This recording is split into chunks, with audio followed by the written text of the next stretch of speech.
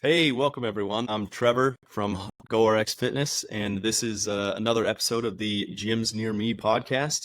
And today I am joined by Mike from MicroGainz, and we're going to talk history of MicroGainz and how he got involved with the fitness equipment industry and where we think the fitness equipment industry is going forward and how it relates to kind of garage gyms and home gym fitness in general. Mike, thank you for joining me. Yeah, thanks for having me on. Appreciate it. Excited to be here. Yeah, it was awesome getting to connect out at Home Gym Con this year and getting to see that you had a booth out there and everything. I know that you and I didn't connect individually out there, but you got to meet Andrew and Dan from our booth and yeah, glad we were able to connect and get a podcast scheduled. Yeah, for sure. You guys were like directly across from us, sort of like through Yeah, the. I think Mayhem Strength, right? Mayhem, Right Mayhem was in between us. Yeah. Yeah. You were right next to Fringe, right? Yes, Yeah. that's right. Yep. Yeah. Yeah, they were a fun booth to see with Yeah. He's a character. He's fun. Cool. Well, let's jump into your background, Mike. Give me a kind of a rundown on how you got involved in fitness and how you got involved in MicroGainz and how it all started. Sure. So probably back in 2013, 14, I had a basement gym built like a wooden power rack in my basement out of some 2x4s and 2x6s. And I just got into weightlifting, sort of the real basic barbell stuff, like squat, bench, deadlift, 3 sets of 5, going up in 5-pound increments to get stronger, right? On a 3-day split, Monday, Wednesday, Fridays. And just worked on that. Hadn't really been big into weightlifting. I was always sort of a big cyclist into cardio. And then I got into weightlifting, got like some better equipment over time, and then eventually built that power rack and sort of followed like a linear model, like progressive overload, starting strength style weightlifting. Eventually hit a plateau where like every week you're adding 5 pounds. So if you bench 100, the next time you do 5, then 110, et cetera, et cetera. And you're just going to keep adding 5 pounds linearly until you plateau. And then you have a couple options. You can deload, you can work your way back up, you can change your reps, and you can change your splits and things like that. I thought, for some of the stuff between bench and overhead press, it was pretty tough to go up by 5 pounds quickly. And I'm like, well, there's got to be something like lighter than a 2.5 pound plate. So, you're always making that 5 pound jump with a 2.5 on each side. So this is like probably 2016.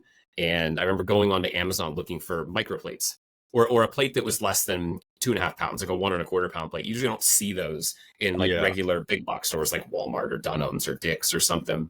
Yeah. So went onto Amazon. There wasn't like a ton of options, I guess. And I was like, I can probably make these myself. Like most of them were made overseas. And I thought I can probably make it myself, like a plasma cutter or laser cutter or something like that. Yeah. And so I remember looking up a laser cutter and went locally to my house, and probably like 40 minutes from there got the first couple of MicroGainz plates cut. So that was actually 25 of each size of the micro plates for Olympic barbells. That was a 1/4 pound, 1/2 pound, 3/4 pound, 1 pound. And that was the original set. So I got a bunch of steel and brought it back to my house. I hung a piece of plywood in my shed with a bunch of nails on it. I hung up all the plates, and then I hand spray painted them black. Nice. I'd spray paint them on one side, wait for it to dry. I had to flip it, spray painted it with one of those like high velocity, low pressure guns. Got some automotive paint at like AutoZone or something so it would stick. And then I ended up getting like stickers that I stickered MicroGainz, and I stickered the weight on it, and I sold them in sets of 2. So you could buy like 2 1 pound, 2 1/2 pound, or a set of 8, which is sort of what is commonly sold in, which is 2 quarters, 2 halves, 2 3/4, 2 1 pounders. Yeah. And I was like, it was 25 of each size. So like, that's really 8 sets, 8 packs, not much. And the idea was for me to use that. And then I'll just sell a few on the side.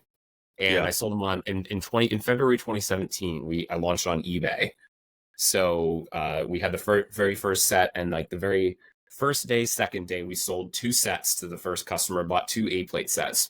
Yeah. And that's all I sold the entire month was two A-plate sets. Yeah. And that's actually how we got started. So it used to be just me hand painting plates in my shed, selling two sets, and then it just kind of grew up from there. And obviously I got to use the micro plates myself. And then we added the 1.25 pound size shortly after that. and probably around June or July, added Amazon. Like we started selling them on Amazon.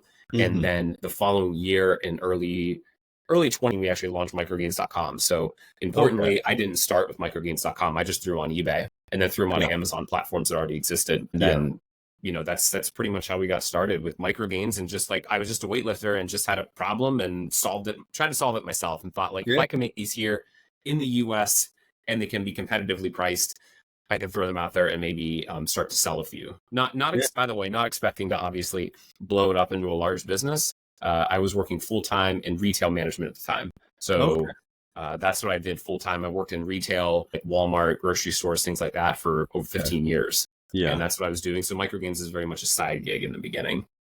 Nice. It was the name always MicroGainz when you kind of decided to go and get these created? I figured MicroGainz very early. I vaguely remember talking to my brother about like name ideas, and I remember like Mike's microplates was one of them. And then I was like, well, what if we ever sell something besides microplates? Yeah. And then it was like, I remember MicroGainz with an S, and I think it was my brother that was like, no, Gainz with a Z.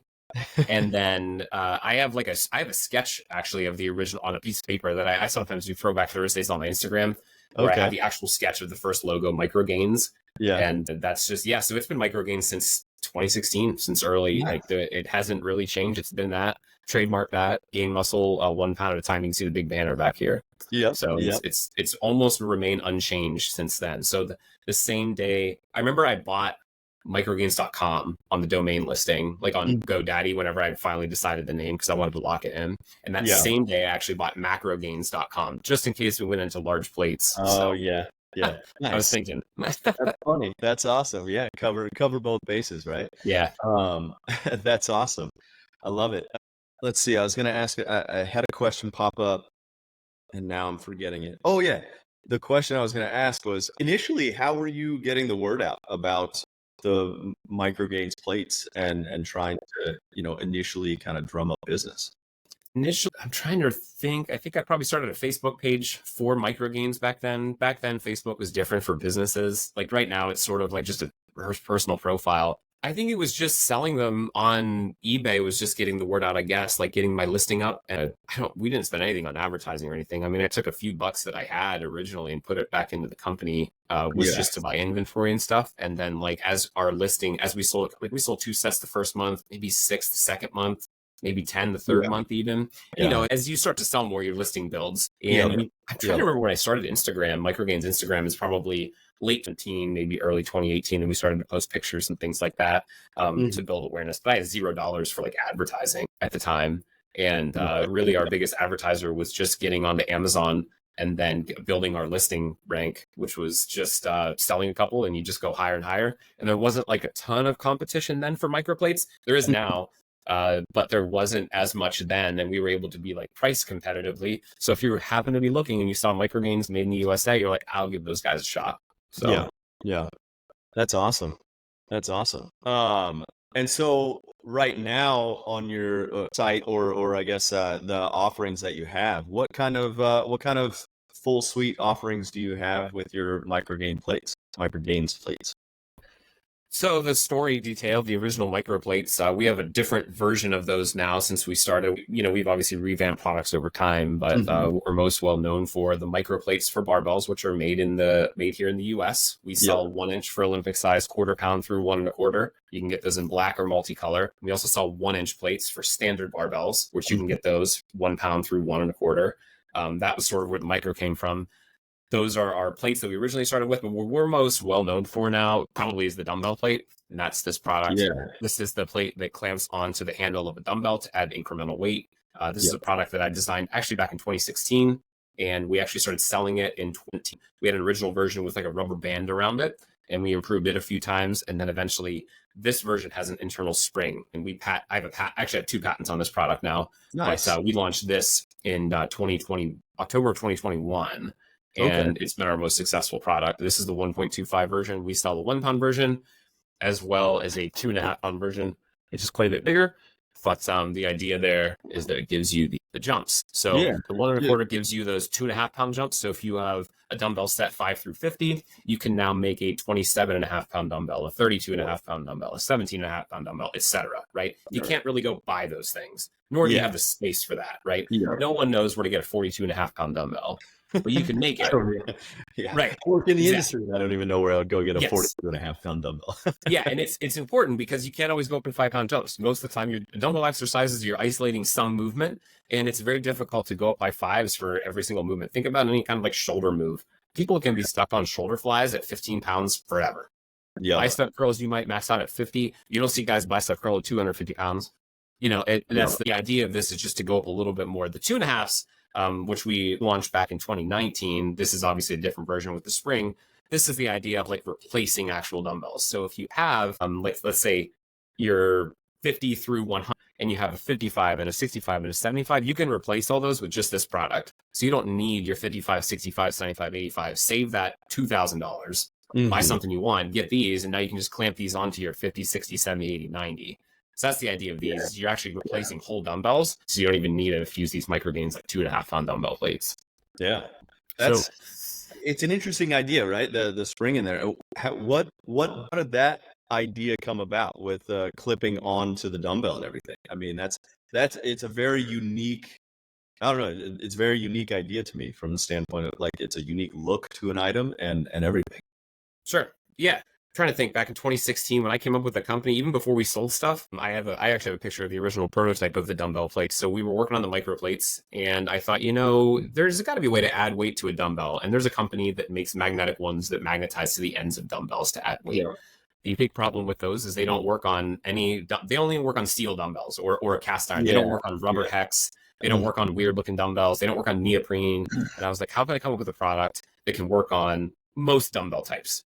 And I thought, like, hey, on a dumbbell handle, of course I had dumbbells, like there's room, there's more than enough room for your hand, right? Like the dumbbell handle isn't 3 inches, right? It's usually 5.25 is the average length of a handle. That's plenty of room. And I was like, what if I can make like a thin plate that could clamp onto the handle and stay on there? And that's a great way to add a little extra weight. We even had a spring on the original prototype, actually like an exterior spring. It's kind of hard to explain, but I didn't have the money at the time to create the product that you see with the internal spring. It's expensive to machine a pocket, rivet it, have the overlapping parts. It's just not as easy as getting a piece of laser cut steel. So we actually did do a piece of laser cut steel, and we used a rubber band around it at the time for tension.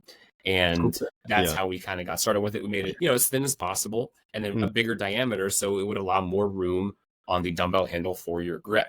You don't want them to hit your hand or something like that. And you have to make the spring or the rubber band at the time strong enough that it doesn't fall off and hit you in the face, something like that.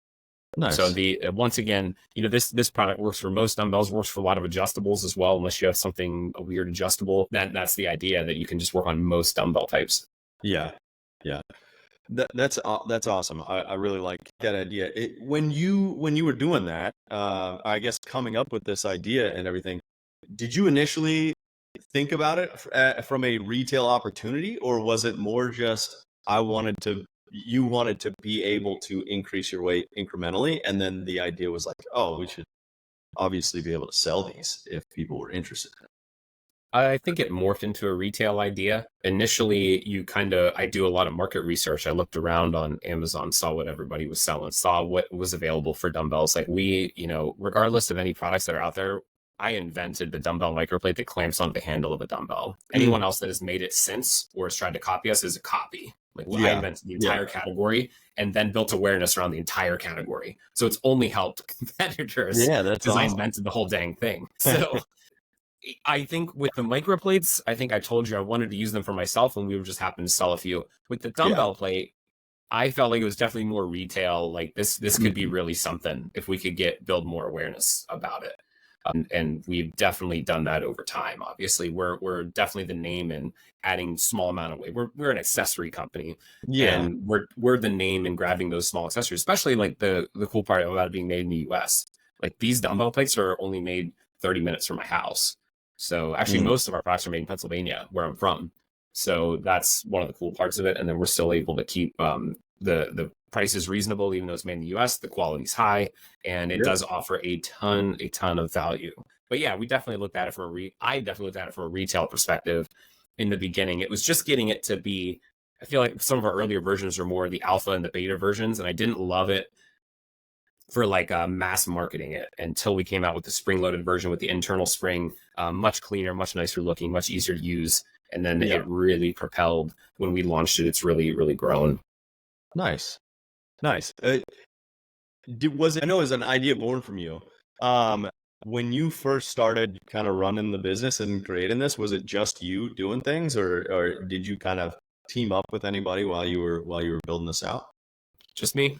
My wife would help with miscellaneous packing up orders and things like that early on, but it wasn't super busy, obviously, in the first year or two. But yeah, it was me for a long time. I didn't hire an employee until, I think we started in 2016. Didn't hire an employee maybe until 2019. So I did a lot just by myself. And then we have a team now, 5 or 6 individuals that work at MicroGainz. We have a facility now, a warehouse facility where we do all of our production work and where we ship out. And I'm actually in my home office right now. I have a home office in my basement, my garage. That's what this is built around. And then I spend half my day here. Then I spend half the day at our production facility where I have guys right now putting together dumbbell plates. Nice. I went assembling them together and everything. We hand assemble all the products that you see. We hand pack all the products that you see. We ship everything that you see. So anything you buy on microgainz.com, we take care of. Anything on Amazon, we also send pallets of merchandise to Amazon for them to fulfill. Got it. Okay. And then for me personally, like I mentioned before, I worked in retail, so I worked full time up until the pandemic, and mid 2020 was July 4th, 2020 is actually when I quit my job and started doing MicroGainz full time. Okay. So I had done MicroGainz on the side hustle for years, 4 or 5 years, and I invested. And this is important for any business people watching. I invested every single dollar back in the company. I took $0 out of MicroGainz for the first 5 years, none. I worked my other job, and then I built this up on the side until I was able to actually quit and do it full time. And then since then, I think I had a couple employees then, some part-timers. Now I have some full-timers, and we've become a much larger operation since I just quit my job a couple of years ago. I'm coming up on 4 years doing it full-time. So it definitely became something, wasn't expecting it in the beginning, obviously, of like being able to quit your full-time job and doing it. It's very difficult to, I think, build up, we have a full-time job and it's doing really well. You have to build up a side job with a few amount of hours to try to build up the same amount of pay, salary to be able to quit your job. And it's difficult. Any entrepreneur knows and understands that. And people wait until the last possible minute usually to quit. And some people never do. And take the leap because it's tough and you're on your own. But I like that. I like running businesses. It's my favorite thing to do. Nice. Do you have any other businesses that you run on the side of MicroGainz? I do. I own a movie theater. It's called the Ritz Theater in downtown Fairfield. It's a historic 2-screen movie theater that's been around since 1928. We just bought it. And then I also own some real estate that's attached to that, several apartments and rentals. So that's awesome. Was that just born about because of your kind of entrepreneurial spirit and do them? And you just pretty much, just to diversify a little bit. We bought it, about only 6-8 months ago actually, but I've been in talks to buy it for 18 months. But it's more or less I enjoy running business. My wife, she also has the entrepreneurial bug. We have 4 kids, so she's been staying home with the kids. But now that we have the movie theater, she goes down there and works. That's awesome. She does quite a bit with it actually, because MicroGainz, even when like 18 months ago when we first started looking at this project, just to diversify, to not make all the money come from MicroGainz, spread it out in real estate, spread it out in another business. MicroGainz got a lot busier just since then, so it's actually taken more of my time than I was thinking it was going to. And she's actually taken this and been running with it, building this theater. So that's awesome. That's really cool. Nice. So with MicroGainz, do you have plans on expanding kind of your offerings and everything? I'd imagine you do, but have you been, expanding what you produce and what you offer? Sure. We have a bunch of different, obviously, accessories I didn't mention yet. I mean, we sell some larger weight plates too. We sell some steel ones, thin steel ones, 2.5s, 5s, and 10s. We sell a deadlift jack. We have some dumbbell handles. We sell a new magnetic pin, which is magnetizes to a rack, so you can hang your weight plates on. We sell a rack attachment for that. We sell we're licensed to sell the gym pin from the company Gym Pin. We sell an American-made, USA-made one for MicroGainz. So we have we have like a solid product offering now. Once again, mostly accessory stuff. I just know that like it's not where it's at this point. It's not worth it to get into the big stuff. Barbells, Yeah. Yeah. racks, 45-pound plates. Like there's just too many companies that make it well. And I always look at niche products. So I have a board at our production facility of items that I want to work on and prototypes that we're working on and products I'd like to do in the future.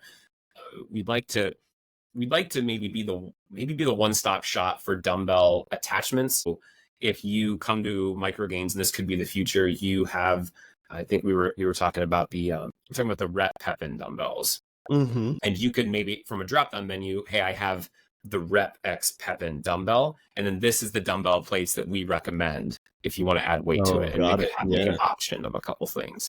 Yeah. And that could be things that are specifically tailored to those, or the snow dumbbells, the true lat dumbbells, the power blocks, etc.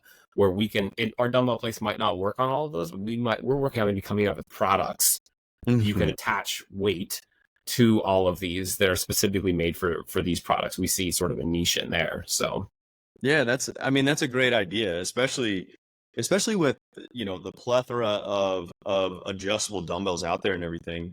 For the most part, they don't move up in, small increments like that. Right. And so having that ability to attach a 1 1/4 on each end of your handle or something like that, so that you can get in between those 5-pound increments, or some of the adjustable dumbbells don't even, they're not down to 5-pound increments, they're down to 10-pound increments. And so yeah, that makes a lot of sense. I think that's a really cool concept. I love that. I think that it's really fun to see all of these different businesses, like that's what Home Gym Con was about, being able to go there and see all these different businesses and everything, and see them collaborate and whatnot. I think that only increases the industry, and kind of, it creates this, I guess, fosters this idea creation, which I think was really cool. It was fun to see from year 1 to year 2, and now I'm really excited to see what happens from year 2 to year 3, and see what comes about. One thing, as you were kind of explaining this, talking about the history of MicroGainz, was I'm interested to know kind of what your iteration process and what your design and development process has looked like since you developed like the very first MicroGainz plate, and then kind of what that process looks like. It's always really interesting to me how you go from, maybe just ordering a few plates at a facility down the road to now, becoming this company that you're running full time and able to actually generate like mass amounts of these items. What's that process look like? So early on, you obviously come up with that prototype, and then you take all you have is a few bucks. You can only buy a few items at a time. I told you we bought 25 of each plate originally, and that was 1/4 pound through 1 pound. Now we buy 20,000 plates at a time, for a microplate run. And that's just microplates. We might buy dumbbell plates. We might buy 100,000 plates at a time now. And that's just it is literally what I said. I mean, you take the money, you get a few bucks from it, you reinvest that back in the company. Now you're able to order 100 of each size. Then you're already able to order 500, then 1,000. Then your price drops down, so you're making more money, obviously, because you're buying in bulk. And you just kind of scale that process. And I look around for manufacturers all the time. I don't say I have some good relationships with some, but I mean, at the end of the day, sometimes you're looking around for price and you test people and you ask, and, every couple of years, I'm always requoting and seeing if we can get better deals on stuff and at better bulk discounts. And that's been sort of the process of partnering with good manufacturers locally. Because I like I said, I don't really use any overseas manufacturers, but trying to get them on the same path as us. A lot of manufacturers, we make a very unique product for the manufacturer that makes our product. Like they don't, this is very unique. So being able to process all those, and then, I've had to build up a team, obviously, to assemble, where we used to just hand assemble a bunch of these and do a handful a day. Now we're doing dozens of cases of stuff like this a day as our efficiency has increased. And that just comes from reinvesting back into the company, of spending. Like I used to assemble, obviously, a lot. I don't do near as much or hardly any now. I have guys that do that, and that's how we're able to kind of continuously scale up. And even on the early parts, like when we just came out with this magnetic pin product here, I mean, went through a few iterations. We go through this stuff much quicker now because we have a little bit more money, so we can make things happen much quicker. We have a quick design. We have a few prototypes. We test it. We test and learn. And then I can usually go right into buying some bulk stuff right away. And then already with this product, we've been able to reduce the cost of like the screws that we use or the magnets or the aluminum because we're just able to buy more.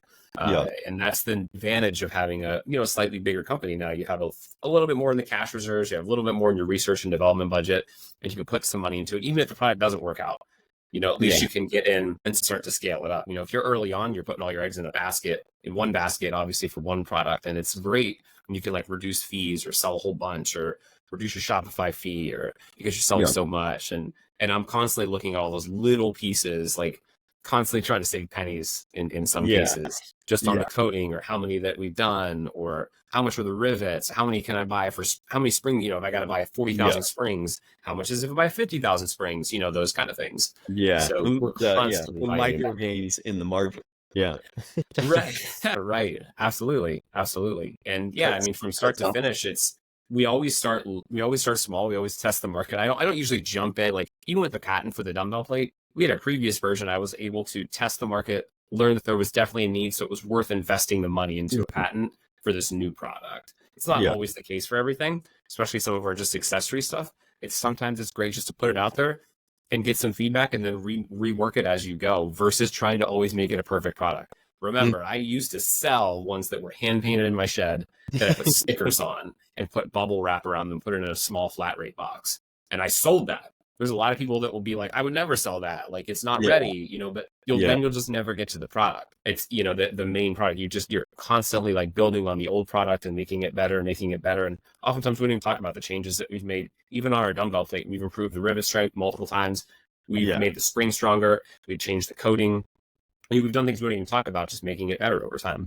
Yeah, that makes sense. I mean, there's a sense of pride within that, right? You want to be providing something where you're proud of that item going out. And that's probably the hesitation with a lot of people is they're like, I don't necessarily feel proud about this right now when you really should, right? You should feel proud that you're creating something and it's something that people are willing to purchase, even if it's not your own perfect like vision of what you want it to be at the time. Right. I mean, even with the dumbbell plate, the early prototypes, like I said, I knew what I wanted to get to, but it took me 5 years to get to it. And we sold previous versions that weren't as good. I knew they weren't as good, but I literally couldn't afford the better one. Couldn't afford the tooling or the design or the molds or, the quantities that you needed to buy. And we just had to put something out. And it was definitely better than putting nothing out and waiting or investing a whole bunch of money. And what if it, what if it didn't work out? So that was instrumental in our growth. Nice. I mean, it's an awesome story to hear about. I think that, from my point of view, it's super inspiring to see something like that because it's 6 years or 7 years now, basically, probably felt like a long time for you, but also a very short amount of time for you when it comes to building this business as well, right? Because I'm sure there's been a lot of times where you've been just slammed busy with what you've been working on. That time just flies right by. Some people look at that. Some people look at 7 years and they go, "Oh man, that just seems like such a long time for that vision to come true." But I think it's incredibly really worth it. Yeah, you have to have patience. It's not going to work out in 6 months. And that's real. And this is the reality of we live in a world where like it's there's so much wealth and entrepreneurship is portrayed on such a pedestal, but you don't realize how much people have actually had to go through and how many people are also faking it, like the fake entrepreneurs out there, obviously. I mean, TikTok's loaded with all this ridiculous nonsense of people getting pictures next to Bugattis and modified jets. And I'm over in Ibiza. I'm like, not everybody has a Bugatti, you just can't be, even though, you know what I mean? And it's just, that is all completely false. And then people are looking up to that as like, I'm going to achieve that one day, but it's not really the goal, if that makes sense. The goal is obviously the journey. You have to enjoy what you do every day. I can't tell you how excited I am to wake up on Monday morning. Like the weekends aren't great for me because I try to take time off, spend with the family, try not to work on the business. And my favorite thing to do is work on the business. And that's the most important thing. Like I enjoy it a lot. And it's probably my favorite thing to do. And that is great for my employees and the company. But it does take time. Patience is key. You might hear 7 years, like this guy's buying 100,000 plates. Remember, I started out with 100 plates. And it takes time, and you might be 2 or 3 or 4 years in the process, and I still hadn't quit my job yet. You know, it's just this stuff does not happen overnight. It takes real time and effort, tenacity, the whole thing. And you know, it can be very difficult. There's no question. There are high highs and low lows in entrepreneurship, and that's just part of the game. If you can't stomach that, you probably shouldn't be in the game. But it is extremely rewarding. Obviously, I run my own schedule. I'm my own boss, you know, and I don't have to listen to anybody. And that's a great thing. We're able to make other investments and do other businesses, as I mentioned. And I don't have to worry about being at a retail at Walmart for 50, 60 hours a week. And, you know, it can kind of like sort of control your own destiny. But, you know, it did take a lot of discipline to put all the money back in for a couple of years to make sure that it worked. And we cash flowed this whole thing. Like, I have no investors. Like, we started from the bottom and just rolled the money over and over and over and over until where we're at now. So that's awesome. That's awesome. I love hearing stories like that. I just think that, you know, as we talk to people on this podcast, and as I get to meet more people in the industry and kind of how they started their businesses and got into whatever it is they're doing, it's really fun and really inspiring to see those stories of just the tenacity that it takes to build a business up from nothing, and how there's not this level of glamour, right, that you get to see at the onset of success or whatever. But, you know, the beginning is just very humbling, and it's a grind, and it sucks, and it's, you know, it's not fun to do. But it's definitely a grind. Like, sometimes I feel like our company's bigger than it actually is, because, you know, I'm comparing it to the early days of MicroGainz, and then you look at companies like Rogue or Rep, and they're enormous companies. And you're like, oh wow, we're not very big actually when you actually kind of compare it. But really, you know, when you compare it to yourself, of like, I used to run this out of a closet in my basement. You know, it's grown up quite a bit for us. And like you said, I mean, having that drive to keep it going even on the bad days, because there's going to be bad days.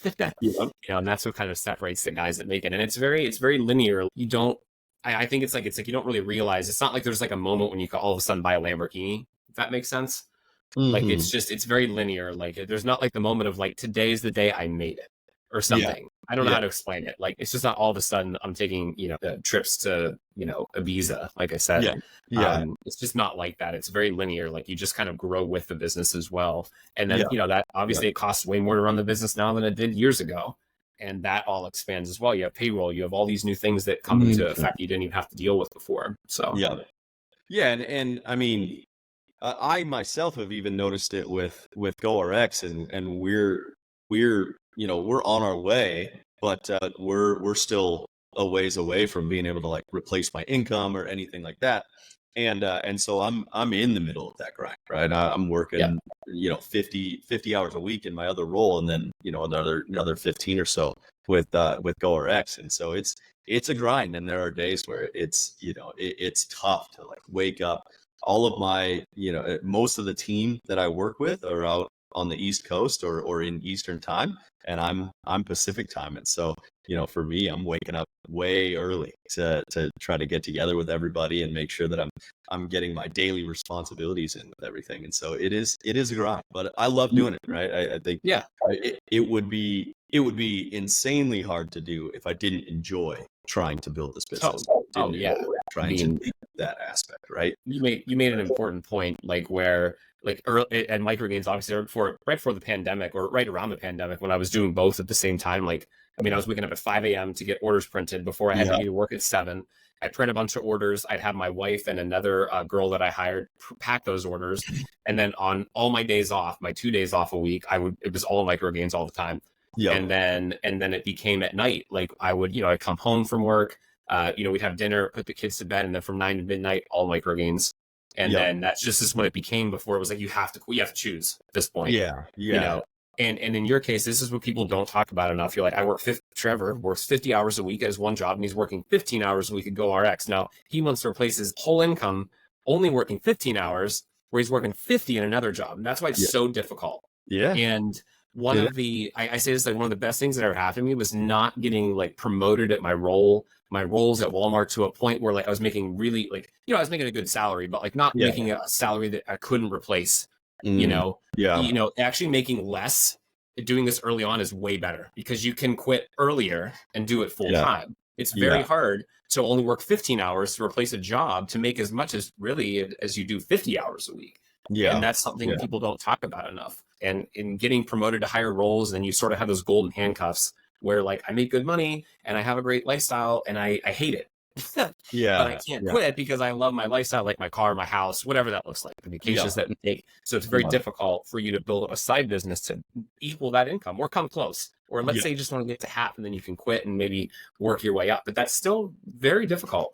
It is, and it's nerve-wracking, right? Because you're Very. taking a chance on yourself, and you're going from this, whatever consistent income you might be receiving from Yeah. one job, and you're having to take a leap where it's like, okay, I'm now determining that outcome, right? And so it's Correct. especially for myself, this is my first like entrepreneurial endeavor that I've ever embarked on, and so for me, it's very nerve-wracking, right? Because I've only ever worked for someone. I think So, it's like the statistics, like 99% of people work for somebody. yeah, Like I that's mean, just part of it. it's crazy, and yeah, and nowadays, it's easier with the advent of the information age, right? The And internet. all that stuff and everything. I think that it's much easier to become an entrepreneur, but it doesn't mean that it's easy, right? It's just easier to start that entrepreneurial journey. You still have to put in the time, and you still have to put in the effort and be diligent with what you're working on. Yeah, and we should say too, like it is not for everybody. In other words, not everybody can be an entrepreneur. Like it looks glorious and like you want to do all this stuff, but like sometimes people just aren't cut out for that Yeah. job. Some people are better being an employee somewhere, or better Mhm. being a manager at a place or whatever. And maybe you want to try entrepreneurship, and that's fine. But it's once again, it's very difficult, and it's definitely not for everybody. It's the reason there's one. Like I said, 99% of people work for somebody, I Yeah. think. So Yeah. it's difficult, and it's like you said, to rise up and really build something that you can quit and do full time, which you would say is really someone that has become a successful entrepreneur, regardless of how much money they make. Like a lot Yeah. of people think it's like if you're an entrepreneur, you think that you're making millions of dollars, and it's just not the case for most people. No, yeah. I mean, I'm sure 95% of the entrepreneurs are not making millions of dollars, but they're Right. making enough to live their lives, right? Exactly. And Would you rather? Yeah, and that becomes like, would you rather, go RX and make 50 grand a year, or work at your crap job you don't like making 60? And it's like, oof, boy, Yeah. I'd really like to do go RX for that. And I don't know what you make or anything like that, but that's just Yeah, an of course. example of Yeah, yeah. sometimes it's a lot. It's better to make even a little bit less, but you're doing something you really enjoy to do versus hating your Yeah. job at the other place. I don't know if you hate your Yeah. other job, but that's oftentimes if you start a business on the side, you probably don't love your other job. You kind of want to get out of it and do something on your own. But Yeah, of course. Yeah, for me, right? It's my drive with this. Not only do I believe in what we're doing, and I love that we're trying to build this community of micro gyms and increase access to garage gyms across the U.S. and across the world. But for me, it's an autonomy thing, right? I wanna have the ability to take time off when I need to, or to be with my kids, and especially as they're growing up and getting older and stuff like that. It's like my time to me is worth more than now my status in this other career or whatever. And I think that being an entrepreneur is what could eventually get me to that point where my time is my time. And absolutely. so, yeah, I'm very, yeah, I get inspired by being able to talk to guys like you and other business owners and stuff like that, to hear this journey and just get an understanding of the fact that there are a lot of lows that come into building a business and everything. But as you push through those lows, you start to appreciate the times where it does start to get higher and higher and higher, and you get to actually enjoy the process. So Absolutely. yeah, I love that. Yeah, let's see. I kind of, before we wrap this up, do you have anything any predictions? I always like to ask people if they have any predictions for like the fitness market in general. What do you think is kind of the next up and coming thing? And what excites you about the fitness world? It seems like so many companies are just improving and improving and improving upon products at such a fast rate now. Yep. It seems like there should be, I mean, in my thoughts, there should be some kind of like a more into like a technology leap or an AI model of weightlifting or the equipment involved with that. Like, I'm just kind of surprised that there's not a barbell out there that tells you how much weight's on the barbell or something.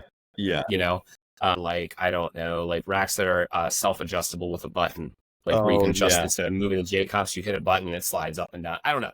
I think about stuff like that. It sounds expensive, but I think that'll maybe be some of the future smart barbells, smart dumbbells, things that can do, they'll automatically pull the weight out or something like that for you. I see that, and we're not into technology. We have very much mechanical style stuff. Yeah. But I see that being something in the future. And then you'd like to think that like prices and stuff like that will hopefully come down over time. You'd like to think, although it seems like everything seems to go up a little bit more over time. Home gyms obviously have been blowing up for years now, and that seems to be, as much as like the Planet Fitness is $10 a month or 15 or $20 a month, but there's still a lot of time involved in that of driving there and grabbing all your stuff. And it just seems like, for me, I've had a home gym for years. Probably for more than 10 years now, and it's like I wouldn't even have time to go to the local YMCA or something. It's just not the cards. So as people get busier, they're just going to build out nicer and nicer gyms. You're probably going to see that more in homes of like this whole section that's just set up for a gym, probably. In a garage or in a basement or maybe in a separate room. And then you see these companies, they're just building out gyms for, athletic departments, sports team, corporation, and then like there's a huge demand for higher quality stuff than just like the old school or like I want to say like cheap stuff, right? Like there's so many niche companies now making really cool stuff, really high end stuff. And I even have like a surplus strength rack, which is super nice, made in the US, real nice quality stuff. And that's where, you're educating the customer that like, hey, look, you're going to pay a little extra, but you're definitely going to get the quality. You probably don't buy the $199 power rack on Amazon, Absolutely. And I mean, I'm sure, I feel like there also might be some of the bigger companies, buying up small ones, although it hasn't still happened as much as you would think. There's not really a big conglomerate of a company. I mean, Rogue is probably the biggest in sales volume, but I think if you go and ask people on the street, ask a random 100 people, what do you think the biggest fitness companies in the world? I wouldn't be surprised if they all said Rogue. I'd be surprised if some people even knew. They might say stuff like York because they just remember the name, like Gold's Gym or a fitness brand. And I think so like fitness brands still have a chance to get bigger and bigger. But there has to be some kind of conglomeration at some point. You would think so. I mean, it's really fun to see these businesses and the way that they grow and and a lot of the people that are running them, they have so much pride in what they're doing. And I think there's a lot of pride around being able to build equipment and make it, even more customizable or even more, even higher quality or whatnot. And so it's really fun to see. It's really fun to see that kind of community within the fitness equipment community. It's very, like I've said before, it's like fragmented. So you don't have, I mean, obviously maybe the Rogue or Titan or rack can fulfill quite a bit of your needs. You need a barbell, a rack, plates, like you can get it all from like a one-stop shop there. But there's a lot of like MicroGainz. You can get micro plates from Rogue or Titan, but you can also get them for us. We specialize in it. We think they're really great. They're made in the US. A lot of other companies aren't. So you can come to us for sort of like that boutique style. And that's where a lot of these companies are now. A lot of the small companies you saw at Home Gym Con, I'll say just the 10 by 10 booths of the smaller guys have, just maybe they sell J cups, but they're like dramatically better. I don't know, or like rack attachments that are like nice, stuff, right? Yeah, but they're like better because of X, Y, and Z, or they went and took a niche and made it better. And it's whether or not bigger companies will see that and want to buy it, to have it and add it to their arsenal. Kind of what's happened with all big conglomerates have kind of done that. At some point, they're not innovating as much, and they're kind of buying the innovation at that point. So I just don't. It just quite hasn't happened yet, actually. And I think a lot of these brands are still pretty new. Like I don't know how many came out of the pandemic or just before, but quite a bit. And then the people, that tried to build it up and build their presence. And I see that happening as more of a conglomeration, maybe in the next 5 years, 10 years. I thought it was going to be sooner, but it really hasn't happened. It's interesting. It'll be fun to maybe get you back on the podcast like a year or two from now and see if that kind of prediction has played out. Like that'll be really fun to see. Yeah, that's awesome. Well, Mike, it was awesome speaking with you today. Let's see, Mike at microgainz.com, right? Yeah, Is that's my kind of email, the mike at best way to. microgainz.com. Yeah, that's Cool. the best way to, you can email me. I answer all the emails. I'm still the guy that handles all the customer service. Nice. And you can find us at any of the social channels, Yep. Instagram, Facebook, TikTok at MicroGainz. So Awesome. pretty easy to find. Awesome. Thank you. Thank you so much. And that was the latest installment of the Gyms Near Me podcast. So you can find us on at gorxfitness.com, gorxfitness on Instagram, and then wherever you get podcasts, you can find us. It's Gyms Near Me podcast. All right. Thanks a lot, Mike. Thank you.